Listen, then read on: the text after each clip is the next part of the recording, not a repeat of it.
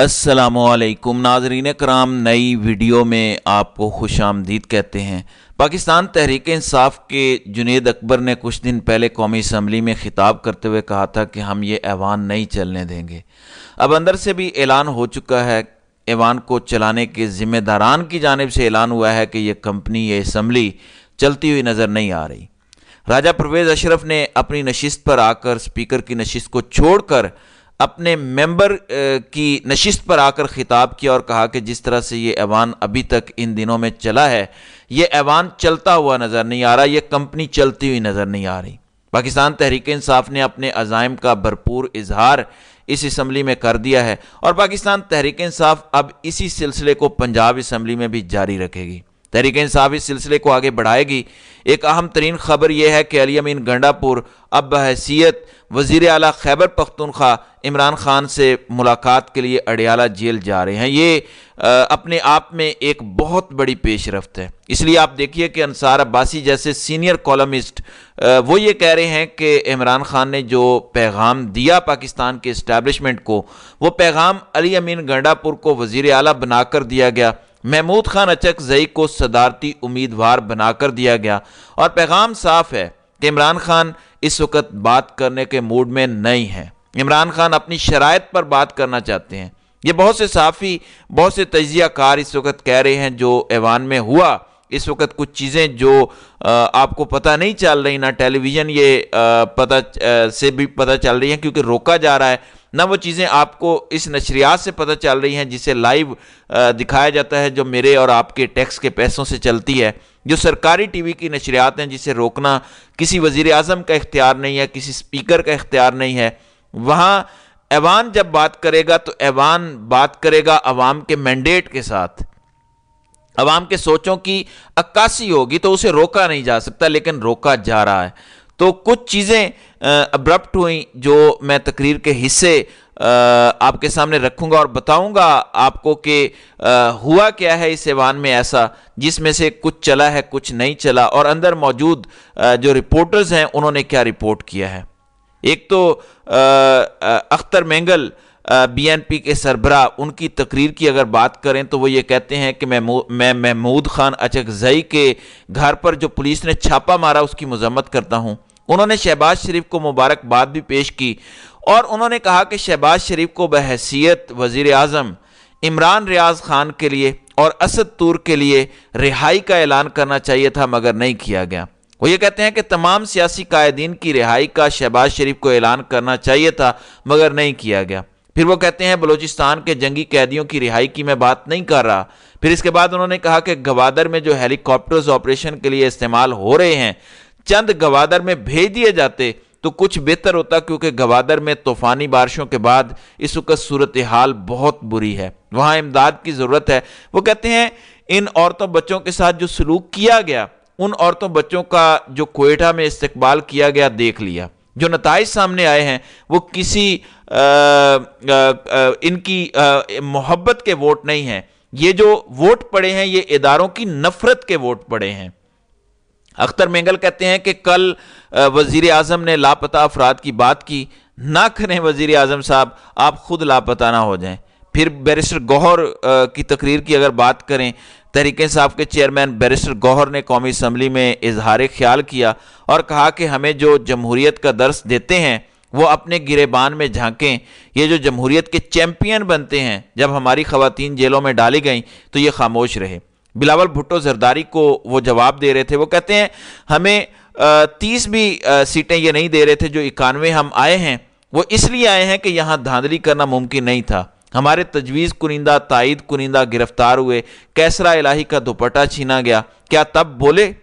ये तकारीर ऐवान में की गई हैं और मैं आपको बता रहा हूँ कि मुख्तलिफ इसके हिस्से काटे गए, लेकिन आप देखें कि जब बिलावल भुट्टो को बैरिस्टर गौहर जवाब दे रहे थे, बिलावल भुट्टो ने जो तकरीर की, उस तकरीर में ऐसे हिस्से थे जो जमहूरियत की चैम्पियन बनने वाली पीपल्स पार्टी के चेयरमैन खुद कह रहे थे कि मैंने गलत कह दिया है, मैं आपसे इत्तफाक करता हूं, मेरी तकरीर के ये हिस्से हज़फ कर दीजिए। वो खुद स्पीकर से कह रहे थे। बिलावल भुट्टो ने ऑपोजिशन लीडर को, ऑपोजिशन अरकान को मुखातिब किया और इंग्लिश में कहा कि who the hell are you.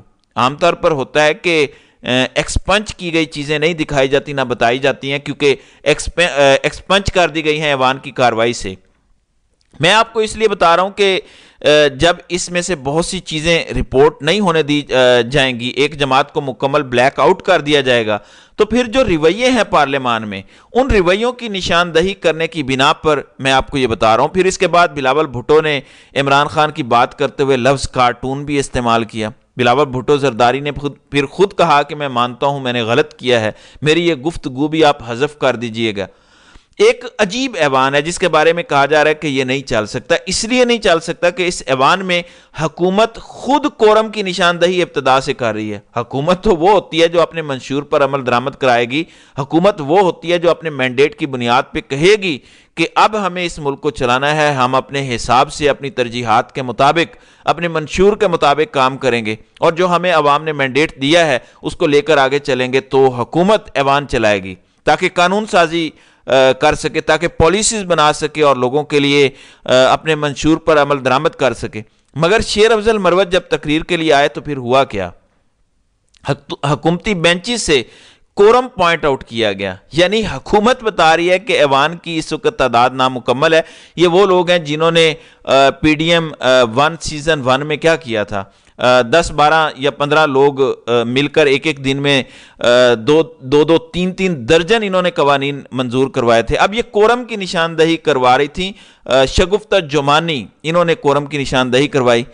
تو ایسا وقت آ گیا ہے ایوان میں کہ صرف مخصوص نشستوں پر حکومتی خواتین رہ گئیں، باقی ایوان سے لوگ اٹھ کر چلے گئے تھے۔ یہ وہ لوگ ہیں جو ووٹ کی عزت کی بات کرتے ہیں، اور اب ان کی یہ پریزنس اس ایوان میں ہمیں نظر آ رہی تھی۔